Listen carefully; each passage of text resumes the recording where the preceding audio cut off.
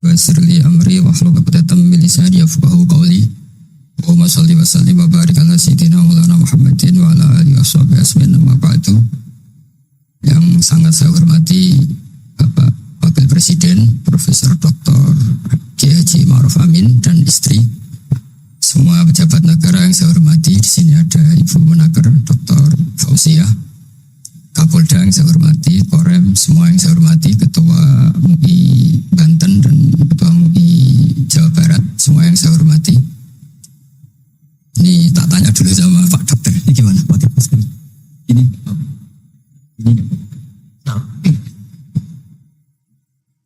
Bismillahirrahmanirrahim.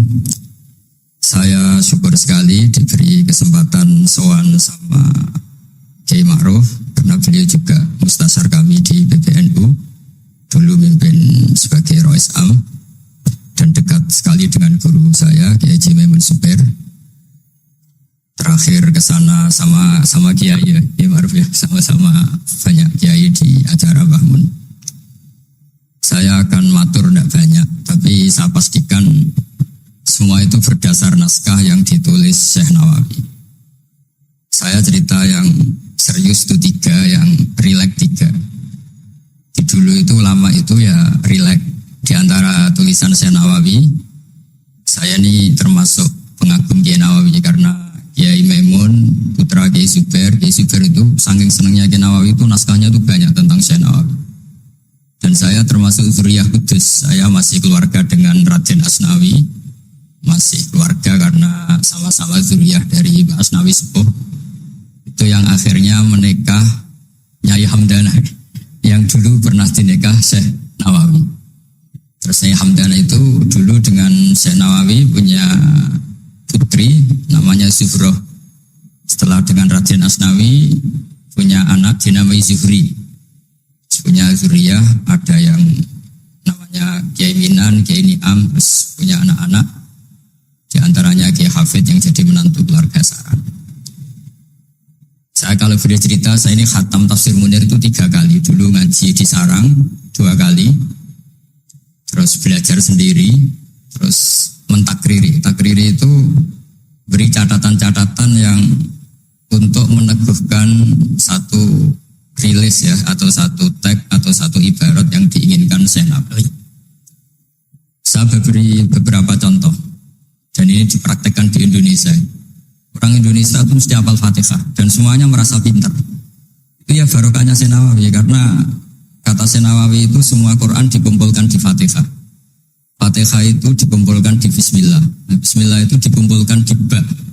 Baknya saja masih dikorting di titiknya saja. Jadi kalau orang bisa titik itu sudah menguasai satu Quran. Karena pikirannya Syekh Nawawi itu semua Quran itu menerangkan tauhid, dan tauhid itu dimulai dari ba. Ba itu bi kana makana wa bi yakunu mayakun. Jadi karena saya, kata Allah, yang ada menjadi ada, yang enggak ada juga menjadi akan ada kalau Allah menghendaki wujud. Sehingga dulu Syekh Nawawi itu sudah sukses membuat pikiran kita itu rileks. Kalau nggak bisa Quran semuanya ya Fatihah.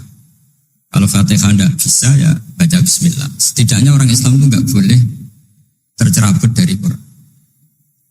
Sehingga saya kalau baca teks-teksnya Syekh Nawawi itu punya pengaruh besar di cara pandang kiai-kiai Indonesia. Di antara yang paling monumental, dan setelah ini saya akan tidak menambahi juga tidak mengurangi, adalah Syekh Nawawi cara menganalisis surat Ar-Rum. Di Indonesia itu menerima faham beragama, tapi tidak menerima faham ateisme. Itu dulu zaman Rasulullah SAW sugeng, itu ada kekuatan besar yaitu Romawi dan Persia.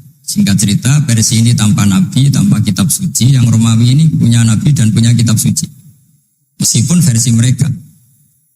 Ketika orang Persia mengalahkan Romawi, itu nabi terus dicibir, diolok-olok sama orang kafir Mekah. Muhammad, kawan kamu yang punya kekuatan langit, maksudnya punya kitab suci, ternyata kalah. Paling kamu juga kalah dengan kita yang tanpa pegangan langit. Nabi itu susahnya minta ampun. Karena Nabi tidak bisa membayangkan kalau kehidupan manusia itu tidak dipandu agama, tidak dipandu kitab suci. Meskipun zaman itu ya Romawi itu tidak Islam. Kemudian Kata Nabi diberitahu Allah Ta'ala antara 3 sampai 9 tahun pasti Romawi akan mengalahkan Persia. Dan itu enggak dianggap kemenangan Romawi mengalahkan Persia, tapi menangnya ahli kitab, orang yang berpegangan kitab suci mengalahkan orang yang tidak berpegangan kitab suci. Dan saat itu Allah ngendikan wa yauma idzi yafrahul mu'minun, di hari kemenangan Romawi mengalahkan Persia atau kemenangan ahli kitab terhadap non ahli kitab, itu orang mukmin itu senang sekali. Sangat senang. Ini saya baca di tagnya Syekh Nawawi supaya di sini Anda tidak mendengarkan pendapat saya, memang benar-benar mendengarkan apa yang dikatakan Syekh Nawawi. Saya baca tidak ya niru-niru Kiai Ma'ruf. Tadi beliau masih ngendikan secara fasih, ngendikan usul fikih, kaidah fikih, karena ilmu beliau dengan kita ini bersanad yang sama. Dulu Mbah Mun ngaji Mbah Karim yang ngaji Mbah Hasyim. Jadi Mbah Hasyim ngaji Syekh Khalil. Kalau saya lewat sanad kudus ya diantaranya saya lewat Syekh Nawawi Al-Bantani. Nanti saya baca beberapa sanad Syekh Nawawi. Kata Syekh Nawawi Al-Bantani, beliau ngendikan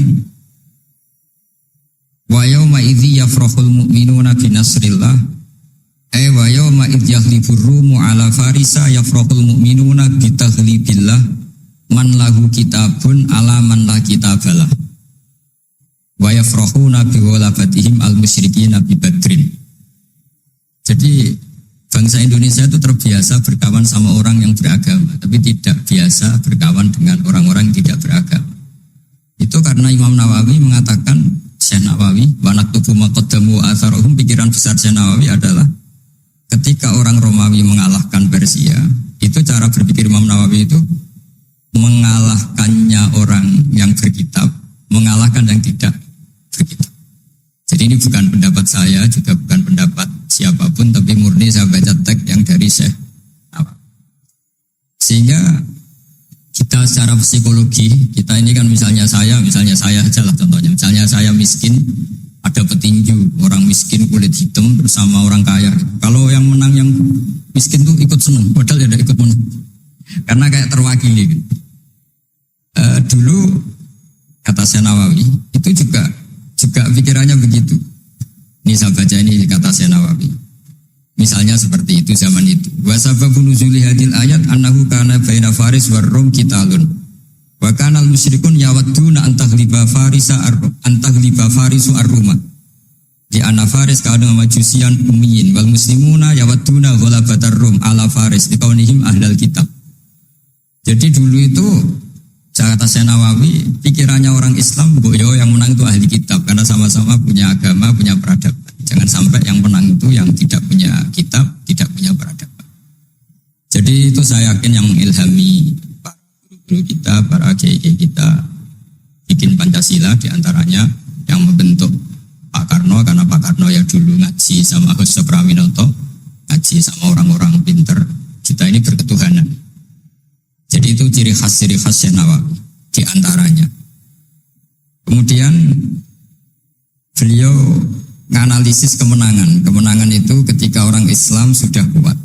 Ini halaman 424. Ini nanti kita bisa tinggal di sini sebagai hadiah sama Gus Syauqi sama keluarga besar Pondok Tanara.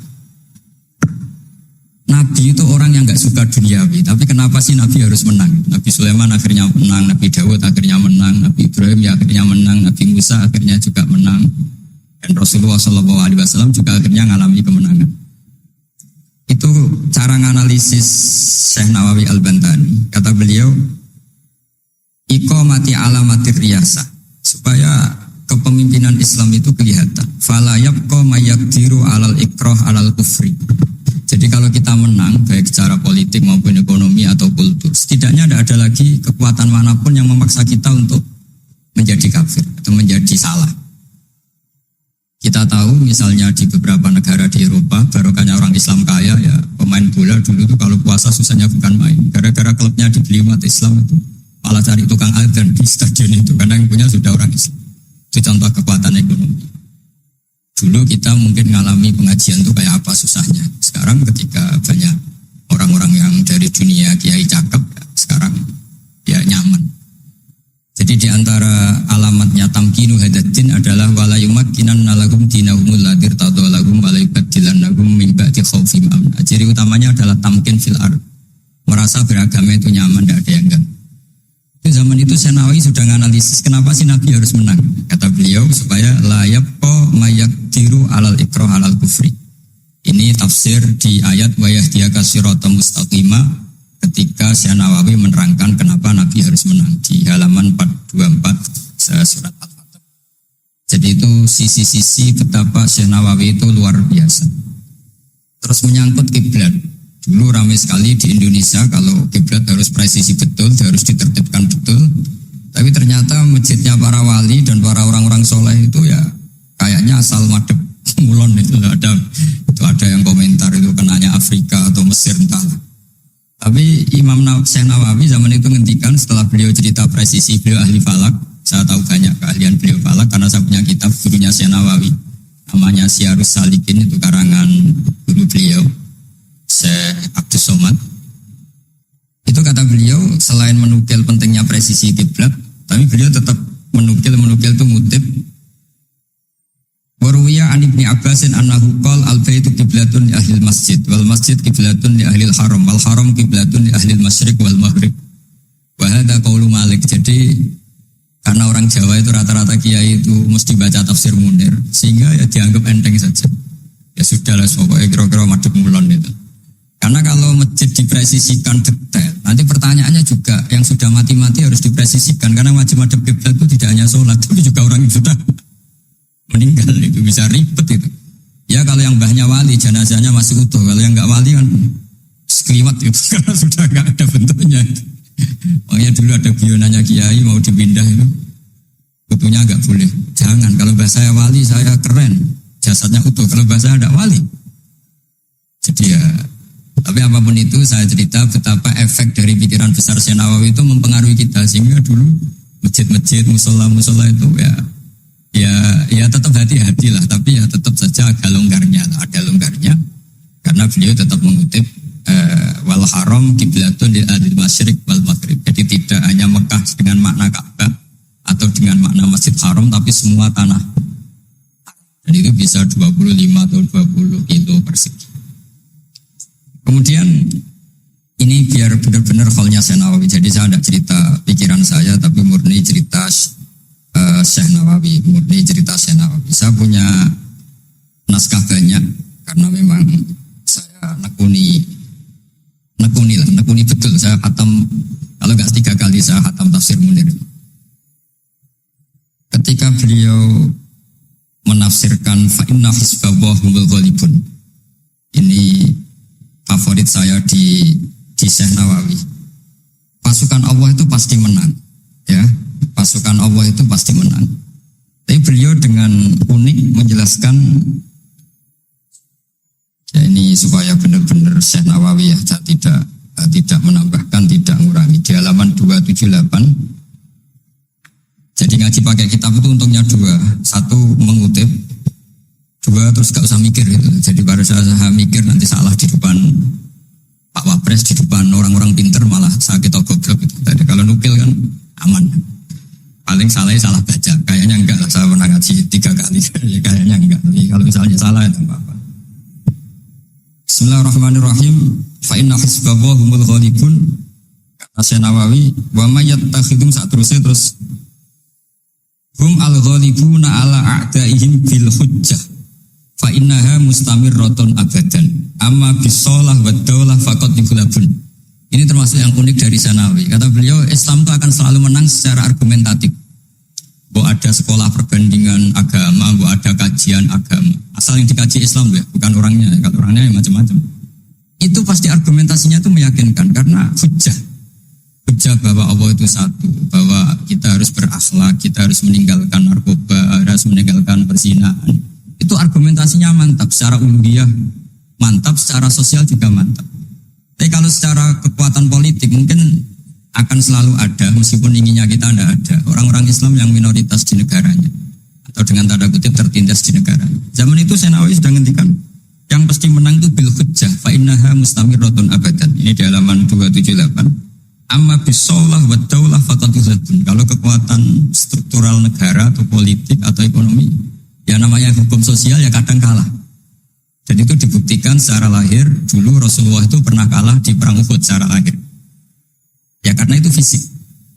Tapi kalau argumentasi logika Islam itu tetap kul falillahil hujjatul baligha. Logika Islam adalah logika yang kelima. Saya kalau didatangi beberapa dosen dari Jogja, saya sering cerita logika Islam yang paling kelima itu diantaranya saya sering memberi contoh. Ini misalnya saya megang kertas, ini besi. Pasti orang itu bilang besi sama kertas itu kuat besi. Tapi Anda salah. Secara materi memang besi lebih kuat ketimbang kertas. Tapi masalahnya yang mengendalikan saya ingin menghancurkan besi sementara ingin menyimpan kertas. Artinya Islam itu mengajarkan kita itu kabeh biadillah. Apa artinya besi kalau di bawah rencana dihancurkan? Apa lemahnya kertas ketika rencananya diabadikan? Nah, ini pentingnya Islam. Artinya apa? Ketika Islam bilang al-amru biadillah, itu tidak bisa ditawar. Meskipun apapun kekuatannya tetap menang Allah. Seperti tadi, saya megang besi sama megang kertas. Orang tak tanya pasti bilang kuat besi. Tapi kata saya, ada keliru. Karena saya punya rencana menghancurkan besi, mengabadikan kertas. Artinya Islam itu mengajari tadi, seperti yang dikatakan Kiai Ma'ruf, la haula wala quwata illa billah. Apapun ilmu kita harus digarisbawahi secara materi kuat besi, secara materi kertas lebih rentan. Tapi harus ditambahin. Tapi hakikatnya terserah yang mengendalikan. Dan di sini Islam mensifati Allah biyadihi malakutu kulli syai'. Ya terserah Allah. Jadi teori la haula wala quwata illa billah itu tidak perlu diperbandingkan atau diperbenturkan dengan teori usaha. Kalau ada penyakit ya kita usaha. Ada di kitab Ihya, di kitab Dawa itu diterangkan Nabi Musa itu pernah sakit karena beliau merasa dekat sama Allah itu gak berobat, tambah sakit, tambah dikasih nasihat. Para dokter itu gak mau berobat. Akhirnya Allah sendiri yang ngasih tahu, "Udah kamu berobat saja. Bukankah terserah jenengan Gusti?" Terus kata Allah, "Apa kamu mau bilang saya bikin sesuatu itu tidak ada gunanya?" Masa Allah bikin jahit ditanya, "Apa betul Gusti ini menghalalkan badan?" Saya tidak tahu. Saya bikin juga enggak jelas. Kan enggak mungkin seperti itu. Tetap kata Allah, "Fa'aina atau hikmati." Lalu hikmah saya bikin sesuatu dengan fungsi tertentu, lalu gunanya apa kalau semuanya tidak ada gunanya? Semenjak itu Nabi Musa percaya atau mau ikhtiar dengan obat. Tapi obat saja tidak cukup, tetap al-amru biyadillah. Saya sering kalau ngaji bilang kita takut COVID, ternyata nyuwun sewu mati kita kecelakaan. Kita takut penyakit tertentu membunuh, ternyata mati kita kesetrum listrik. Tetap kita butuh tawakal. Meskipun bersamaan dengan itu tetap ada usaha melawan COVID, ingin menghilangkan penyakit-penyakit itu. Tapi tetap al-amru biyadillah, sehingga ada keserasian syariat dan keserasian hakikat. Tapi saya pastikan Syekh Nawawi ini memang luar biasa. Jadi beliau menghentikan banyak hal yang menurut saya itu luar biasa. Jadi saya mengkaji tafsir Munir itu, di antara khas-khas beliau adalah beliau bisa cerita tentang tentang kekuatan Allah Ta'ala dengan cara yang rileks. Kemudian kenapa kiai-kiai Indonesia itu ngadepi orang fasik itu tenang, tidak langsung antipati seakan-akan fasik selamanya. Yang soleh juga tidak jumawa seakan-akan soleh sampai mati. Karena kata Syekh Nawawi itu ketika menafsirkan wa yu'adzibal munafiqina in syaa'a aw yatub. Namanya hukum sosial sudah saja yang sekarang fasik suatu saat soleh, yang sedang soleh suatu saat fasik. Karena Allah itu bisa saja merubah. Orang munafik yang kayak apa biadabnya, kayak apa salahnya, itu Allah ketika cerita tentang dirinya wa yu'adzibal munafiqina in syaa'a. Allah ya bisa saja menyiksa orang munafik in syaa'a. Tapi tetap ada kemungkinan au yatuba atau Allah memberi tobat. Nah barokahnya itu kadang-kadang kita sebagai KNU itu dikritik nggak jelas. Ya kita memang nggak mungkin jelas. Memang potensinya ya yang sedang soleh ya bisa salah, yang sedang fasik ya bisa benar kan? Karena al-amru biyadillah. Itu ciri khas Nawawi. Jadi beliau dan itu membentuk kita semua di halaman 251 juz 2 beliau ngendikan haitsu razaqahum al-iman, sehingga ya mereka bisa saja suatu saat dikasih iman. Jadi itu contoh-contoh. Kemudian di halaman 288 ketika ini biar benar-benar kholnya Syekh Nawawi, saya persiapkan khusus karena saya memang nggak perlu nyari Karena saya punya takriran lengkap tentang tafsir Munir. Jadi saya hanya butuh kutip, butuh memindah saja. Karena naskah itu sudah ada di rumah, terus ini tak pindah di sini, dan rencana kitab ini tak tinggal di sini memang untuk hadiah kepada Gus Syauqi. Ketika Senawawi cerita tentang wala tajidanna aqrabahum mawaddatan lil ladzina amanu ladzina qalu inna nasara. Jadi suatu saat di komunitas yang kamu adepin itu kamu akan menemukan orang yang alien. Alien itu lebih rileks, lebih ya cara bahasa sekarang mungkin lebih simpati. Jadi orang Indonesia itu lebih simpati pada agama tertentu daripada yang lain. Misalnya kata Syekh Nawawi ngendikan waqad qala ba'duhum madzhabul yahud annahu yajibu alim isalu syarri ila man khalafahum fiddin. Terus ketika beliau cerita yang satunya wa aman nasara falaysa madzhabun dzalik balil idza haramun fi dinihim fa hadza wajhu tafawut. Jadi akhirnya orang Indonesia itu terbiasa dengan seperti ini karena dulu Syekh Nawawi sudah bilang. Jadi betapa Rasulullah itu lebih ingin yang menang itu yang masih punya agama. Jangan sampai yang enggak punya agama itu menang. Bisa dibayangkan kan kita tahu misalnya di ilmu medis kalau cloning itu dibolehkan itu kayak apa manusia jadi uji coba. Jadi gara-gara kita masih beragama apapun hebatnya teknologi cloning itu tidak serta-merta diadopsi atau diterapkan. Jadi itu sumbangan-sumbangan Syekh Nawawi pada kita dan yang membentuk kita. Terus ini yang terakhir di kitab Nashihul Ibad. Jadi ini supaya benar-benar kholnya Syekh Nawawi. Di kitab saya halaman 112 ini sekaligus penutup. Saya tidak akan matur banyak-banyak supaya nanti dikaji sendiri kitab-kitabnya Syekh Nawawi. Suatu saat orang yang tukang fitnah ya atau yang suka mungkin kalau sekarang suka gosip atau apalah atau yang suka bikin berita yang enggak benar. Itu Syekh Nawawi menambahkan ini kitab Nashihul Ibad itu karangannya Ibnu Hajar Al-Asqalani. Ibnu Hajar Al-Asqalani itu gurunya Syekh Zakaria Al-Ansori. Jadi Syekh Zakaria Al-Ansori itu orang yang begitu alim alama sampai digelari Syekhul Islam. Itu beliau pinter itu karena bingung. Pernah ditanya, ya Syekh, kenapa Anda sepinter itu? Syekh Zakaria Al-Ansori itu punya guru namanya Ibnu Hajar Al-Asqalani. Beliau punya murid namanya Ibnu Hajar Al-Haytami. Jadi kalau mau setoran itu ya sinau karena gurunya alim. Dulu kalau setoran sama guru itu muridnya yang baca, korok itu alas. Jadi dulu saya baca tafsir Munir itu nyemak sampai khatam, terus saya baca ya sampai khatam. Makanya saya ini alhamdulillah tahu banyak tentang tafsir Munir. Karena saya pernah ngaji istimewa khatam, terus saya yang baca juga khatam, terus saya belajar juga khatam. Jadi semoga ini bentuk penghormatan saya pada Syekh Nawawi, itu sudah puluhan tahun yang lalu. Dan alhamdulillah sekarang punya kesempatan bisa hormat soalnya Syekh Nawawi. Beliau ketika terus yang tanya ini dijawab sama Syekh Zakaria Al-Ansori. Dukik tu bena hajaro ini. Saya ini diseleb 2 batu, digebek kalau orang Jawa bilang. Karena kalau mau ngaji ya takut, mau ngajar juga takut karena muridnya pinter. Kalau dia bacanya salah itu ketahuan. Jadi guru kalau ingin pinter cari murid yang pinter, pasti mutolaah dulu. Karena sampai kalau baca rofa nasabnya salah, pasti terus muridnya boyong. Goblok tenan guru gitu. Karena jadi punya murid pinter, makanya kalau ada mahasiswa pinter, mesti dosennya tambah pinter. Karena dia kalau bacanya banyak muridnya akan mikir. Itu disebut dukik tuh bena hajaro ini. Kata Syekh Nawawi menambahkan yang dikatakan Ibnu Hajar Al-Asqalani dalam kitab Nashihul Ibad. Beliau meriwayatkan satu hadis. Yu'adzabul lisanu bi'adzabin la yu'adzabu bihi syai'un minal jawarih. Nanti lisan atau mulut itu disiksa Allah dengan siksaan paling pedih di atas organ tubuh yang lain. Terus lisan komplain sama Allah, 5 tu'adzibu, kenapa engkau menyiksa seperti ini ya Allah?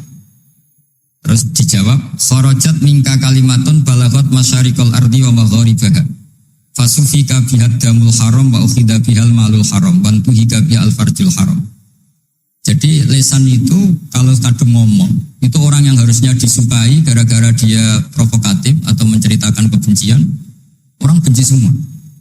Yang orang harusnya dibenci karena perilakunya tidak menguntungkan bangsa dan negara atau tidak menguntungkan umat Islam, gara-gara dipoles sehingga dicintai. Jadi lisan itu bisa merubah segalanya.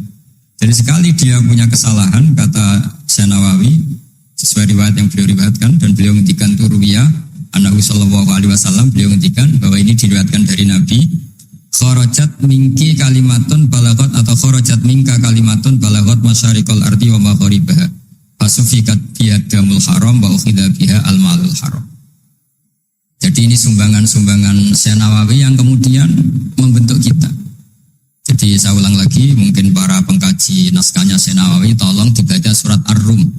Surat Ar-Rum itu dulu Nabi itu masih belum kuat, masih di Mekah, dihimpit kekuatan besar, yaitu kekuatan Romawi dan Persia. Dan yang Romawi ahli kitab, yang Persia non ahli kitab.